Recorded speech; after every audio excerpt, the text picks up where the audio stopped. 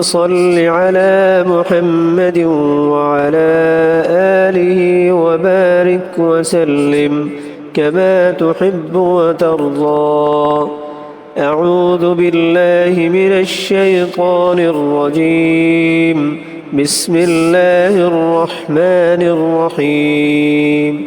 لإيلاف قريش إيلافهم رحلة الشتاء والصيف فليعبدوا رب هذا البيت الذي أطعمهم من جوع وآمنهم من خوف.